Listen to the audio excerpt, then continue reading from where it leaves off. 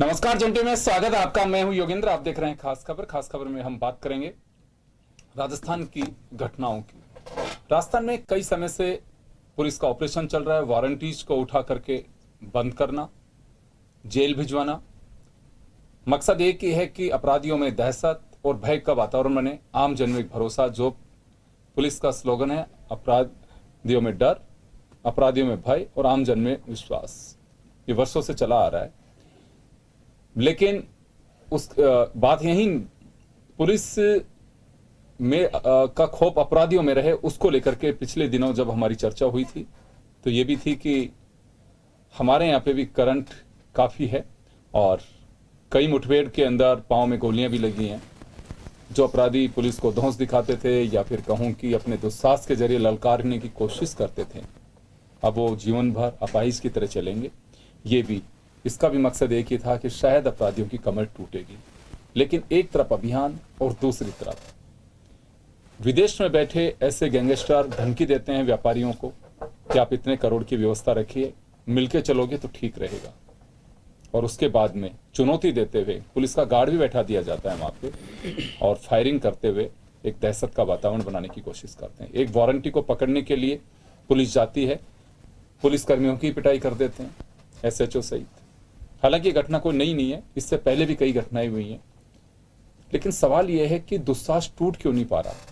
थाने भर दिए गए, जेलों में डाल दिया गया, लेकिन उसके बावजूद भी, और मालूम है कि अंजाम क्या होता है अपराध का, उसके बावजूद भी दुस्साहस टूटता नहीं है।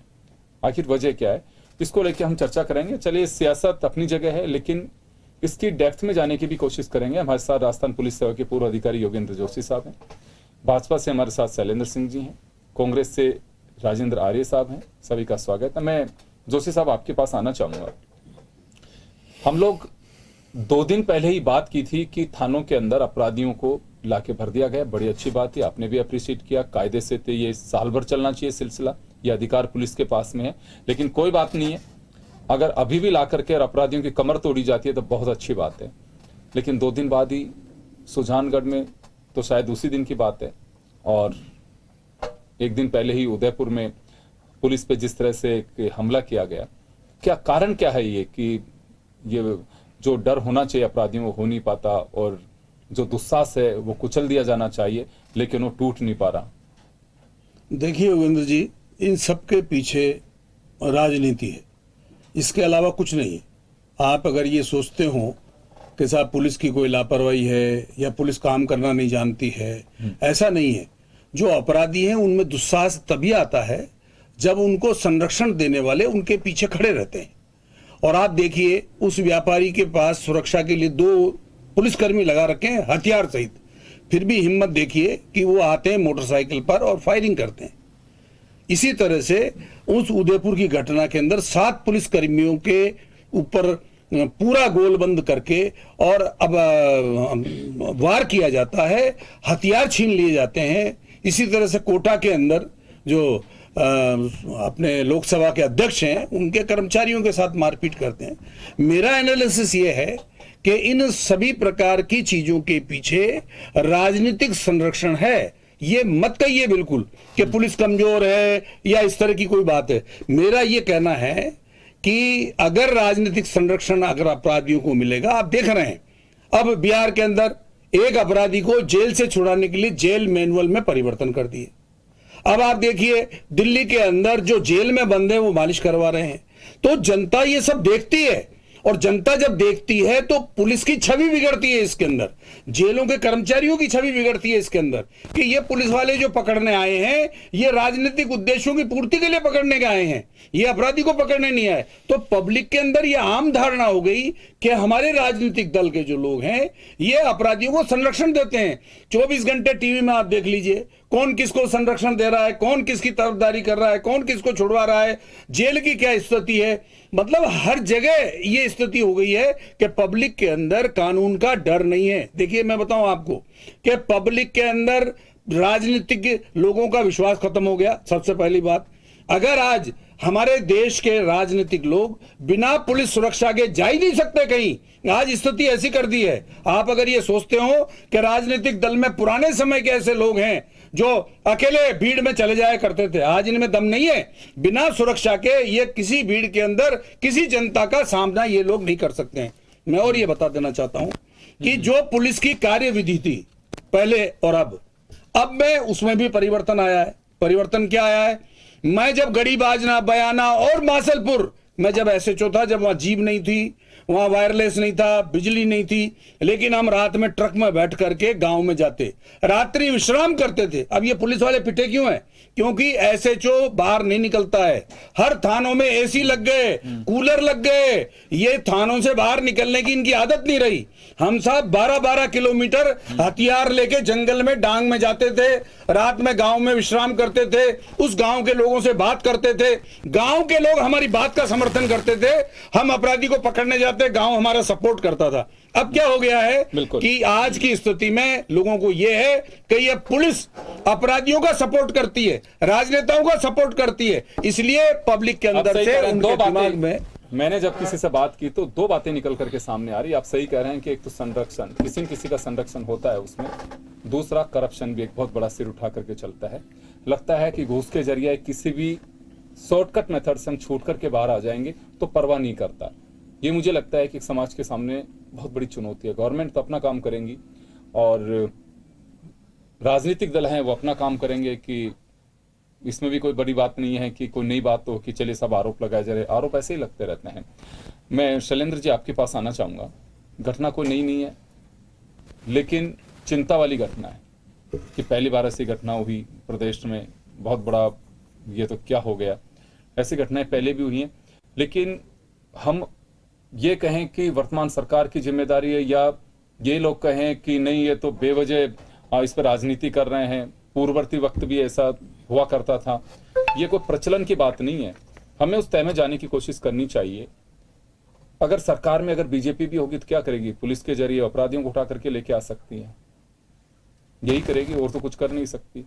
लेकिन वो दुस्साहस क्यों नहीं टूट पा रहा? हमारे लिए सबसे बड़ी बात यह है कि फायरिंग कर देना, कहीं भी कुछ हो जाना, आखिर इसमें जाने की कोई वजह है या उस पर वास्तव में चोट करनी चाहिए कि हाँ बिल्कुल सिस्टम को बताया जाना चाहिए, या ऐसे अपराधी क्यों पनपते जा रहे हैं, कब से ये कर रहे हैं? मैं भी और सुन रहा था एक इस को घटना के सिलसिले में कि नेटवर्क किस तरह से चल पा रहे हैं। पुलिस उसकी डेप्थ, और मैं थोड़ी जल्दबाजी होगी उसमें मैं चर्चा नहीं करना चाहूंगा, लेकिन कहां से उनके आका बैठे हैं, कहां से किसका नेटवर्क जुड़ा हुआ है, या अपराधियों की कमर टूटना बहुत जरूरी है। मैं मानता हूं इसको, लेकिन वास्तव में कभी हम ये कोशिश करते हैं कि होना क्या चाहिए इसके लिए? शैलेंद्र जी। योगेंद्र जी, बिल्कुल अपराधियों की कमर टूटनी चाहिए और जो समाज है, जनता है, वो सुरक्षित होनी चाहिए। बहन बेटियां हमारी सुरक्षित होनी चाहिए। आप देखिए निस्संदेह जब अपराधी, एक सेकंड, एक बड़ी चिंता की बात एक समाज में हमारे लिए और बन गई है। मैं किसी के पास में बैठा तो ये जो कोल जिसपे सुजानगढ़ की मैं आप लोगों को बताना चाहूंगा, वो भी एक वही कारण है। आज किसी के बहुत अच्छा मकान बना, किसने बहुत बढ़िया अगर रईस तरीके से मैरिज कर दी, निगाहें गड़ी होती हैं कि अच्छा इतना पैसा है इसके पास में, बिल्कुल करिए। ये एक बड़ी चिंता का विषय है हम लोगों के सबके सामने। शैलेंद्र जी आप कंटिन्यू करिए। हाँ, नहीं योगेंद्र जी, मैं आपको यही बता रहा था, बिल्कुल निश्चित तौर पर अपराधियों पे लगाम लगनी चाहिए, दमंगाइयों गुंडाइयों पर कमर तोड़ देनी चाहिए उनकी, और जो उनका नेटवर्क है उसको नेस्तनाबूद कर देना चाहिए। तो आप ही देखिए, जिसकी भी पार्टी सत्ता में रहती है, आज जैसे कांग्रेस पार्टी की गहलोत सरकार है, आप देखिए 4.25 साल तक तो गहलोत सरकार ने कोई कार्रवाई नहीं की अपराधियों के प्रति, ये आपको भी पता है। और आज जब 6 महीने बचे हैं चुनावों के और 1 महीने से इन्होंने ऑपरेशन क्लीन, ऑपरेशन हमला जो भी इन्होंने चलाने की कोशिश की और अपराधियों को गिरफ्तार किया, अगर यही बात अगर वो शुरू से करते, अपराधियों पे लगाम लगाते और उनके नेटवर्क को तोड़ते, और गैंग वॉर जो इतनी पनप गई थी राजस्थान में, अपराधियों की शरण स्थली बन गई थी, तो निश्चित तौर पर आपको आज ये स्थितियां देखने को नहीं मिलती। ये ठीक है, मैं मानता हूं कि पुलिस पर हमले पहले भी हुए हैं, कहीं इस तरह की घटनाएं होती हैं तो पुलिस को भी इसमें इनपुट लेना चाहिए कि वहां व्यवस्थाएं क्या हैं। जैसे अभी जोशी साहब ने बताया कि पुलिसिंग जो आज होती है, प्रोफेशनल पुलिसिंग की, गांव में जाके उनके लोग रुके हैं, गांव की स्थितियों को देखें, आसपास के इलाके को देखें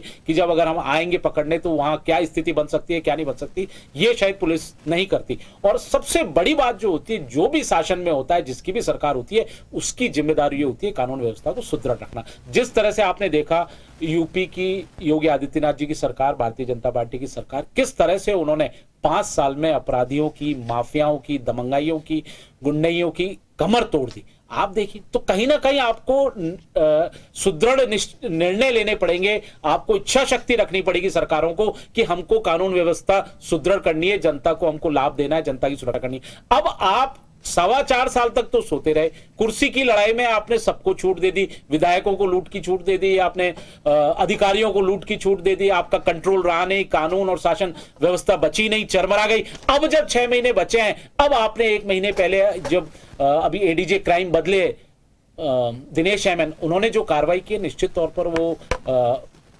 धन्यवाद के पात्र हैं कि 1 महीने में उन्होंने कार्रवाई की। जिस हिसाब से हजारों, 10,000 से अधिक हैबिचुअल ऑफेंडर्स घूम रहे हैं समाज में, उन पे कोई लगाम नहीं है। गैंगवॉर आपने देखा हुआ कि आधा दर्जन से ज्यादा गैंगस्टर्स यहां पनप चुके हैं, चाहे कैलाश मांझू गैंग हो, विक्रम सिंह नादिया गैंग हो, रोहित गोदारा गैंग हो, अनिल पांड्या गैंग हो, नीरज भवाना गैंग हो, राजू ठेठ गैंग हो या पपला गुजर गैंग हो, तो तमाम गैंगों को पनपने का मौका क्यों दिया गया? क्यों नशीले पदार्थ के माफियाओं को पनपने का मौका दिया गया? क्यों शराब माफियाओं के पदार्थों को पनपने का मौका दिया? और इसमें कहीं ना कहीं आप देखिए नेक्सस जो है वो पुलिस प्रशासन के ऊपर भी आंच आती है, जो लोकल प्रशासन है उन पे भी आंच आती है, क्योंकि उनके नेक्सस के बिना ये संभव नहीं है।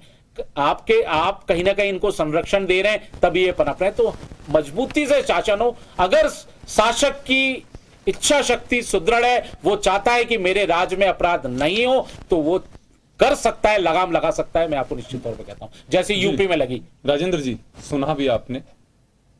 देखिए योगेंद्र जी, माननीय मुख्यमंत्री ने जिस तरीके से मतलब कहा है कि ना रुकेंगे, ना थमेंगे, ना बख्शेंगे, और जिस तरीके से राजस्थान सरकार ने और राजस्थान पुलिस ने अपराधियों के खिलाफ जो शिकंजा कसा है, उसका आपने एक नज़ीर देखी होगी। पहले 1 महीना पहले जो कार्रवाई हुई थी, करीबन 5,137 जो पुलिस टीमें थी, 13,600 पुलिस कर्मियों ने करीबन 20,547 जो हार्डकोर क्रिमिनल्स थे उनको पकड़ा था। उसके बाद में अभी मैं आपको और बता दूं कि भाई 4,143 टीमों में 18,826 पुलिस कर्मियों ने 12,854 ठिकानों पर दबिश देकर करीबन 8,950 बदमाशों को पकड़ा। अब आपको मैं बता दूं कि राजस्थान में अब अपराध नहीं चलेगा, अपराधी कहीं पे भी होगा, ये एक दुस्साहस है। उदयपुर की घटना एक दुस्साहस है और उनको भी बख्शा नहीं जाएगा। वो जल्दी से जल्दी जेल की सलाखों पर होगी। अगर उन्होंने कानून को तोड़ा है तो उनको कानून की वो मतलब कीमत चुकानी पड़ेगी। मैं आपको बता दूं, देखो रेंज वाइज आज हमारे डीजी उमेश मिश्रा जी ने कहा, छोटी सी बात कहना चाहूंगा मैं तो एक बार, मैं देखिए हम सवाल ही नहीं खड़ा कर रहे हैं, आपकी कार्रवाई पे इन्होंने सवाल खड़ा नहीं किया, अप्रिशिएट ही किया है। मैं सिर्फ ये जानना चाह रहा हूं कि गवर्नमेंट उस तय में भी जाने की कोशिश करे कि वास्तव में ये दुस्साहस बढ़ने की वजह क्या है। निश्चित रूप से योगेंद्र जी, जब इतने बड़े स्केल पर जब कार्रवाई हो रही है तो अपराधी छटपटा रहे हैं। वो मतलब अपने बचाव में जो तरीके अपना रहे हैं उन तरीकों से और ज्यादा उन पे शिकंजा कस रहा है। हमारी तमाम रेंजों के अंदर आपको पता होगा, चाहे बीकानेर रेंज के अंदर 924 आदमी अपराधी गिरफ्तार हुए, भरतपुर में 1399, अजमेर में 115, जयपुर कमिश्नरेट में 296, जोधपुर कमिश्नरेट में 120, कोटा में 1707, जोधपुर रेंज के अंदर 976, उदयपुर में 1615, जयपुर रेंज के अंदर 1798। तो आज पुलिस दबिश दे रही है सभी आईजी रेंज को, कंट्रोल रूम बनाकर उनके नियंत्रण की पूरी वो मॉनिटरिंग कर रहे हैं, और राजस्थान से डीजी और एडीजी क्राइम पूरी तरीके से मॉनिटरिंग कर रहे हैं। तो अपराधी के बचने के तमाम रास्ते बंद हो चुके हैं और अपराधी वो दुस्साहस कर रहा है, उनमें से 1-2 अगर कर रहे हैं ना तो उनको भी अपने अंजाम तक पुलिस पहुंचा देगी। राजस्थान सरकार ने, माननीय मुख्यमंत्री जी ने पूरा फ्री हैंड पुलिस को दे रखा है। किसी भी तरीके की राजनीतिक दखलंदाजी नहीं है पुलिस को फ्री हैंड है और राजस्थान अपराध मुक्त होगा। आपने ये चीज अभी पिछले 2 महीने में देखी है। मार्च महीने में 9% अपराध कम हुए और आने वाले समय में और भी अपराध कम होंगे। बीजेपी का एक आरोप लगाता रहता है कि लास्ट के 6 महीने में सरकार अपराधियों पर शिकंजा कसना चाह रही है। 4.5 साल कुछ नहीं किया। नहीं, ये भी देखिए- आपने सुना आरोप है, देखिए, शैलेंद्र जी ऐसा- लगा। ऐसा- और ऐसा ये नहीं केवल है। इनका आरोप नहीं है, चाहे वो नहीं, सीपी जोशी हो, चाहे गजेंद्र सिंह शेखावत हो, राजेंद्र राठौड़ हो, देखिए- तमाम इनके नेता ये आरोप लगा रहे हैं। देखिए योगेंद्र जी, हमारे मित्र राजनीतिक दल से हैं, भाजपा से हैं, भाजपा विपक्ष में है, तो उनका काम है आरोप लगाना। हमारा काम है सरकार में रहते हुए पुलिस की कार्रवाई को सख्ती से करना और पुलिस के साथ मजबूती से खड़ा होना। राजस्थान पुलिस का जो इकबाल है वो आप पूरे देश के अंदर देख सकते हैं। हमारी चाहे ट्रेनिंग की बात हो, चाहे हमारे पुलिस प्रोफेशनल्स आप की भी बात उसी हो। तरह से कह रहे हैं, सीएम साहब ने जैसे कहा कि इन आरोपों में नहीं, मैं कह रहा हूं ना कि भाई कार्रवाई आपके सामने कार्रवाई है। मैंने चलिए, आपको जोशी बताया साहब, जोशी कि साहब, करीबन आपके पास हम, जोशी 20 साहब। 30 हजार आ के रहा हूं, करीब आ रहा हूं। अपराधी पिछले जोशी साहब, 1 आपके महीने पास के अंदर आना पकड़े चाहता हूं। गए, जोशी साहब, तो आपके इतनी पास बड़ी आना- कार्रवाई तो कभी नहीं आपके पास आना चाह रहा हूं मैं जोशी साहब। 2 बातें होती हैं। आप तो बिल्कुल क्रिमिनल से आपका तो वास्ता थाने के नाते पड़ा, हमारा खबरों के नाते पड़ा। यहाँ एक मनोस्थिति होती है क्रिमिनल की कि वो ये नहीं देखता है कि इसका अंजाम क्या होगा, वो क्राइम को अंजाम देता ही देता है। और अगर उसको नफा नुकसानी मालूम हो तो फिर तो बात ही क्या है, क्रिमिनल ही ना बने वो। उसकी मनोस्थिति होती है, सामने मालूम है कि मेरा अंजाम क्या हो सकता है। हम लोग बच्चे को डराते हैं, किसी को भी, कोई भी आदमी तो समझदार होता है कि यार मैंने हेलमेट नहीं लगाया, मैं कुछ देर पहले ही देखा था पुलिस वालों ने एक को पकड़ रखा था, मैं बिना हेलमेट के नहीं। वो कौन करता है? समझदार होता है तब करता है। और अगर कोई सिरफराई होता है, ये कोई फर्क नहीं पड़ता, मैं तो रोज ही घूमता हूँ, वो नहीं लगाएगा। यहाँ क्या लगता है आपको कि ऐसी घटनाएं कुचली जा सकती हैं, हो सकती हैं, इसकी गारंटी कोई नहीं दे सकता। हाँ, लेकिन उसके बाद में अपराधी के साथ क्या अंजाम होगा ये अपराधी को समझना चाहिए और उसी से मैसेज जाएगा, वो एक नजीर के रूप में होंगी। तो ये अभी जैसे राजेंद्र जी कह रहे हैं कि ये गलत घटना हुई, इसको तो खैर अप्रिशिएट कौन करेगा। तो हम ये मान के चल सकते हैं कि ऐसे जो अपराधी होते हैं, खासकर हार्डकोर, उनकी मनोस्थिति यही होती है कि मुझे घटना को तो अंजाम देना है और चाहे कुछ भी हो जाए, वो किसी से भी भिड़ सकता है। लेकिन उसके बाद में जब ऊंट पहाड़ के नीचे आता है तो एहसास होता है कि अच्छा ये काश मैं ऐसा नहीं करता। फिर गिड़गिड़ाते भी हैं। मैंने पिछले दिनों देखा अतीक अहमद से कि अब हम काय के माफी हैं, तो हमें रगड़ा जा रहा है। फिर उस स्थिति में भी आते हैं। तो ये लगता है कि ये स्थितियां तो बनती रहेंगी, लेकिन बस पुलिस अपना काम करती रहे, ऐसा माने फिर इसे। देखो योगेंद्र जी, ये जो अपराधी है, मान लीजिए आपने पुलिस लगा दी, 2 कांस्टेबल लगा दिए, वहाँ यूपी में उस अजय पाल विजय पाल के पास 2 कांस्टेबल लगा दिए, क्या वो अपराधी डरे? वो नहीं डरे।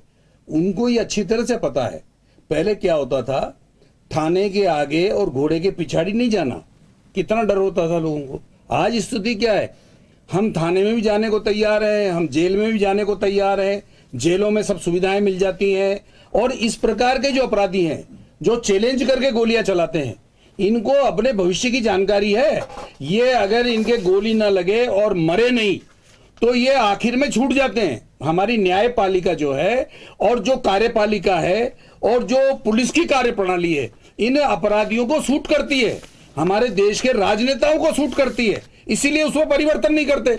सुप्रीम कोर्ट 2006 से चीख चीख के कह रहा है कि पुलिस के अंदर बदलाव लाओ, लेकिन राजनेताओं के कान में जू नहीं रेंग रही। इसी प्रकार से ये जितने अपराधी हैं, ये अपराधी, आप योगेंद्र जी ये ना समझें कि ये बहुत डरते हो। अब आप अगर डरते होते, सुजानगढ़ में पुलिस लगी हुई है, रिवॉल्वर लेके पड़े, फिर भी फायर किया कि नहीं किया उन्होंने, और इसी तरह से यूपी में किया है। तो ये कारण ये है, इन लोगों को अच्छी तरह पता है कि जिन आकाओं की मदद से हम ये कर रहे हैं, उन आकाओं के लिंक राजनेताओं से हैं। आप देखिए, जो भी अपराधी जेल में जाते हैं उनके लिए आराम की सब सुविधाएं मिलती हैं। अजमेर जेल में गए, 70,000 रुपए मोबाइल अंदर चला गया। ये अंदर जेल में बैठे बैठे राजस्थान में अपराधी चोट वसूली कर रहे हैं, लोगों से 2-2, 5-5 करोड़ रुपए वसूल कर रहे हैं। एक आपको ध्यान होगा, मैं आपकी इस बात से सहमत नहीं हूं कि गुंडे बदमाश इस वर्तमान प्रणाली से, वर्तमान राजनेताओं से डरते हों। मैं नहीं मानता। ये किसने कहा? हमने कहा ही नहीं है, तो बिल्कुल नहीं कहा। नहीं, पर मैं नहीं मानता इस बात को। बिल्कुल, मैं एक बात कि तो ये कह नहीं रहा हूं। डरते, इनको भविष्य की कोई चिंता नहीं है। ये इस तरह से अगर डरने लगे तो ये अपराधी बंदी हो जाएंगे, लेकिन ये डरते नहीं है, ना पुलिस से डरते हैं ना राजनेताओं से डरते हैं। बिल्कुल आप सही फरमा रहे हैं। एक ध्यान होगा आपको, बीकानेर जेल में एक घटना हुई थी जिसमें बानुड़ा मारे गए थे, आनंद पाल की गैंग के और दूसरे लोगों के, ये शायद राजू ठेठ के लोग ही थे। उसमें से वो फायरिंग में 3 लोग मर गए उसके अंदर। उसकी जांच बैठाई गई। जांच एसीएस होम उस वक्त के, जो आरपीएससी के चेयरमैन भी बने, वो जांच कायदे से जब असेंबली में कहा गया तो आनी चाहिए थी। उसका कुछ अता पता नहीं, जांच में हुआ क्या। कहां से हथियार हो, जेल में हथियार चला गया। तो मैंने यही कहा कि पहले गवर्नमेंट किसी की भी हो, फुल प्रूफ कोई गारंटी नहीं दे सकता। मैं सिर्फ ये कहना चाहता हूं कि जनता के बीच पॉलिटिशियंस को हर 5 साल में एक परीक्षा के लिए जाना होता है, फिर ऐसी किस बात का रहम किया जाता है, कोई भी हो चाहे वो, उसके पीछे की तय में जाना चाहिए कि प्रदेश आपका है, सरकारें आती हैं जाती हैं चली जाएंगी, लेकिन ये हिम्मत खुद को जुटाना चाहिए।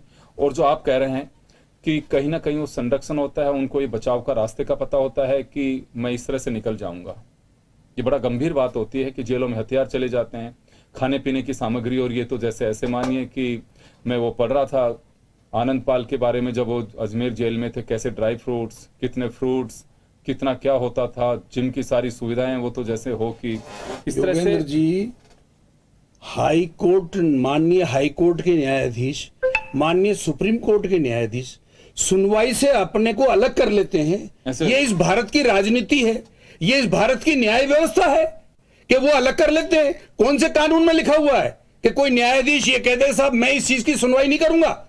11 न्यायाधीश एक अपराधी की सुनवाई से अलग हटने को कह देते हैं। क्यों? क्योंकि वो डरते हैं। आप ये मत समझिए कि वो डरते नहीं है, वो डरते हैं इसलिए अलग होते हैं। अगर डरते नहीं है तो बिल्कुल सामने होकर के उनको न्याय करना चाहिए। क्यों भाई? इसका मतलब यह है कि आप जो मिले हुए रहते हो, आप किसी राजनीतिक दल का समर्थन करते हो, आप किसी बदमाश से डरते हो। नहीं, ऐसा नहीं होना चाहिए। न्यायपालिका को भी ये देखने में आ रहा है पिछले कुछ समय से लगातार। जोशी साहब, आप तो खुद भी चलिए, अभी इस समय लॉयर भी हैं, और शैलेंद्र जी मैं यहाँ पे चलिए, अभी इन्होंने जिक्र किया तो कोई जज हट जाता है। अक्सर मैं देखता हूँ, बात केवल राजस्थान की नहीं, सुप्रीम कोर्ट के जज तक भी कहते हैं इस मामले की सुनवाई में मैं शिरकत नहीं करूंगा, मैं सुनवाई नहीं करूंगा, मैं 10 सेकंड में इस पे चाहूंगा। ये राइट है? क्योंकि जोशी साहब ने एक सवाल खड़ा किया है इस पे, आप तो खुद भी एक सीनियर लॉयर हैं। नहीं, उसमें कई चीजें ऐसी होती है कि कई बार जो वकील होते हैं वही वकील कोटे से जज बनते हैं। हाँ। तो कभी उनका केस कभी रहा हो तो वो एक्सेप्शन करते हैं। ऐसा लगता है कि भाई कल को उंगली नहीं उठे, नहीं, या उंगली- मेरी न्याय प्रणाली पे किसी को ये नहीं हो, इसीलिए वो एक्सेप्शन करते हैं कि मैं कभी ना हो कि साहब ये तो उससे पहले उसका बिल्कुल। केस लड़ चुके हैं या उससे परिवार आपको से उनके इस तरह- संबंध, इस वजह से अलग कर लेते हैं। बिल्कुल। जनरली बहुत सारे अधिकारी भी करते हैं कि इलेक्शन के दरमियान वो कहते हैं कि साहब ये मेरे रिलेटिव है, ये चुनाव लड़ रहे हैं यहाँ से, लिहाजा मुझे कुछ दिन के लिए यहाँ से हटा दीजिए। उस तरह से देखें हम बिल्कुल, इसे। बिल्कुल, वही बात बाकी है। मुझे नहीं लगता है कि कोई न्यायपालिका में से प्रेशर, उनको बहुत बड़े अधिकार हैं, वो बैठे इसी काम के लिए और मानसिक रूप से तैयार रहते हैं मुझे फैसला करना है। खैर चले, मैं तो आपके पास में आना चाहूंगा। मैं वापस राजनीतिक संरक्षण की बात अक्सर उठती है कि संरक्षण के बिना अपराधी फलते फूलते नहीं है। तो क्या वास्तव में अगर संरक्षण, तो बड़ी चिंता की बात है, वक्त आ गया है कि उस संरक्षण से मुक्ति पा लेनी चाहिए। देखिए, ये बात कई हद तक सही प्रतीत होती है, लेकिन आप जैसे देखेंगे कि भारतीय जनता पार्टी के समय में जो क्राइम रेट थी वो कम थी, और किस तरह से हमने आनंदपाल गैंगस्टर को मार गिराया है पूरी राजस्थान की जनता ने देखा। अब 2008 के बाद जब से गहलोत सरकार आई है, आप देखिए, आप 9 लाख से अधिक आपराधिक मामले दर्ज हुए, 45% की बढ़ोतरी हुई अपराधों में, चाहे हत्या, लूट, डकैती, किडनैपिंग, अपहरण, फिरौती, रंगदारी, ये सारी बातें आप देखिए 45% से अधिक में वृद्धि हुई है। और किस तरह से गैंगवॉर, खुलेआम गैंगवॉर हुए, 3-3 दिन में, 24 दिन में 3-3 गैंगवॉर हो जाना, एक दिन में 3-3, 4-4 घटनाएं हो जाना। ऐसा राजस्थान की कोई तहसील नहीं जहां घटना नहीं होती हो। आज ही हमारे कांग्रेस के साथी कहते हैं कि हम 1 साल में, हमने 1 महीने में बहुत अच्छी तरक्की कर दी, अपनी पीठ तपा रहे हैं, लेकिन 4.5 साल तक तो आपने जनता को पीस दिया, जनता के साथ आपने लूट मचा दी, जनता को शांति से रहने दीजिए। जो राजस्थान जो शांति प्रिय देश था उसको अशांति प्रिय देश बना दिया आपने, उसका अपराधीकरण कर दिया, जंगल राज बना दिया, माफिया राज बना दिया। और अब आप 1 महीने अगर आपने कार्रवाई कर ली तो आप पीठ थपथपा रहे हो, क्योंकि आपको जनता के बीच में जाना है। कानून व्यवस्था पे सरकार से पूरी राजस्थान की जनता खफा है। महिलाएं सुरक्षित नहीं है, पहले नंबर पर आप दुष्कर्म और रेप, गैंग रेप के मामलों में आप बताइए। दलितों पे, आदिवासियों पे अत्याचार हो रहा है, दलितों पे अत्याचार पे आप 63% की बढ़ोतरी हुई है। आदिवासी समुदाय पे आप देखिए किस तरह से अत्याचार बढ़े, दिन दहाड़े पुजारियों की हत्या हो जाती है, आत्मदाह कर लिया जाता है, महिलाओं को जला दिया जाता है। तो क्या क्या घटनाएं देखने को नहीं मिली 4.25 साल में। तो ये घटनाएं आप बताइए कैसे आप इसको निगलेक्ट कर सकते हो। और मात्र 1 महीने, जवाब जी राजेंद्र जी, समय कम है, आप जवाब दीजिए। सिर्फ ये राजनीतिक हथकंडा है कि 1 महीने कार्रवाई करके दिखा रहे हैं। चलिए, तो आप इसको खारिज कर रहे हैं कि राजनीतिक संरक्षण नहीं होता अपराधियों के पीछे? नहीं, बिल्कुल होता है, मैं मानता हूं इसमें कुछ ना कुछ राजनीतिक संरक्षण होता सभी है। पार्टियां हैं या मतलब एक ही पार्टी पे आप ये दोष नहीं, आरोपण करेंगे? ये मैं नहीं कह रहा, मैं कह रहा हूं कि कुछ राजनीतिक व्यक्ति संरक्षण देने का काम करते हैं, मैं पार्टी का नाम नहीं ले रहा। जी देखिए योगेंद्र जी, जहां तक अपराध की बात है तो अपराध को नियंत्रित करने के लिए जिस तरीके से राजस्थान पुलिस ने कार्रवाई की है और पूरी तरीके से जैसा नहीं, एक राजनीतिक संरक्षण की बात करना चाहूंगा मैं। ये अक्सर राजनीतिक- आरोप लगता है कि संरक्षण मिलता है। सुनिए, राजनीतिक संरक्षण के किसी मामले में कोई भी ऐसी चीज साबित नहीं हुई, जबकि मैं फिर आपको बता दूं कि 2014 में जब केंद्र में मोदी जी पहली बार प्राइम मिनिस्टर बने, उसके बाद से लेके एडीआर के आप आंकड़े उठा के देख लीजिए, 103 जो सांसद हैं बीजेपी से वो क्रिमिनल है, रिकॉर्ड है उनका। अब मैं आपको बताना चाहता हूं, चाहे यूपी की बात हो, चाहे मध्य प्रदेश की बात हो, ओवरऑल क्राइम के अंदर राजस्थान 7वें नंबर पे, पॉक्सो के अंदर मध्य प्रदेश नंबर 1, महिलाओं के विरुद्ध अपराध में यूपी नंबर 1। अरे आप देखिए एनसीआरबी के आंकड़ों को, हमारे डीजी ने खुद प्रेस कॉन्फ्रेंस बुला के कहा कि राजस्थान को डिफेम करने के लिए इस तरीके के आंकड़े जारी किए गए, जबकि सच्चाई यह है कि आप अगर आंकड़ों का तुलनात्मक अध्ययन करेंगे, राजस्थान में अपराध घटा है, अनिवार्य एफआईआर सिस्टम लागू होने के बावजूद भी। आप देखिए पहले एफआईआर लिखाने के लिए लोगों को डर रहता था, लेकिन अब खुलकर एफआईआर लिखी जाती है और उसके बाद में पूरी इन्वेस्टिगेशन होती है, पूरा प्रोसिक्यूशन का मामला है भाई। आज इन्वेस्टिगेशन एफआईआर, बेटे के खिलाफ एफआईआर दर्ज हुई क्या? अरे महेश जोशी एफआईआर हुई, इन्वेस्टिगेशन हुआ ना, इन्वेस्टिगेशन हुई ना, अभी रामप्रसाद मीणा जी ने इन्वेस्टिगेशन हुआ ना, दावा कर लिया, एफआईआर हुई ना, नाम हुआ ना, नाम हुआ, क्या हुआ? एफआईआर लाल हुई, मीणा आपके एफआईआर हुई, बेटे के खिलाफ एफआईआर दर्ज हुई, एफआईआर हुई ना, इन्वेस्टिगेशन हुई ना, ऑर्डिनेंस लिया तब जाके उनको अरेस्ट किया। शैलेंद्र जी एफआईआर हुई, आपका ब्रजभूषण सिंह जो बिल्कुल नहीं करे। देश की बेटियों का जो खिलाड़ी है, उनका अपराधी है, उसको आपने अभी तक बिठा के रखा हुआ, उसके ऊपर 19 से 20 मामले हैं, वो सांसद है, वो ओलंपिक संघ का अध्यक्ष है, उसके ऊपर आपने आज तक कार्रवाई क्यों नहीं की? आपने अजय मिश्रा के ऊपर कार्रवाई क्यों नहीं की? कार्रवाई क्यों नहीं हुई अभी तक? क्यों नहीं हुई? क्यों नहीं हुई? आपने बताइए, आपका गृह राज्य मंत्री खुद अपराधी को संरक्षण देता है। उत्तर प्रदेश के अंदर चाहे एफआईआर दर्ज नहीं, पीड़िता नहीं, थानों में रेप हो जाते हैं। थानों में क्या? उत्तर प्रदेश के अंदर अपराध सबसे ज्यादा है। आसपास उत्तर प्रदेश के अंदर सबसे ज्यादा अपराध है। उत्तर प्रदेश के अंदर गैंगवार, उत्तर प्रदेश में कमजोर। सुनिए, अशोक गहलोत सरकार सबसे कमजोर, राजस्थान का एनसीआरबी के आंकड़े के अंदर आप डीजी को भ्रष्ट सरकार साबित हुई है। भ्रष्ट सरकार केंद्र की, केंद्र में एक भी आरोप नहीं है। 9 साल में एक आरोप बता दीजिए। 103 सांसद प्रधानमंत्री नरेंद्र मोदी जी के शासनकाल में 103 एक भी आप बता दीजिए। 103 अपराधी सांसद किसके? बता दीजिए, बिना आधार के, बिना तथ्यों के बात नहीं ब्रजभूषण सिंह को क्यों संरक्षण दिया जा रहा है?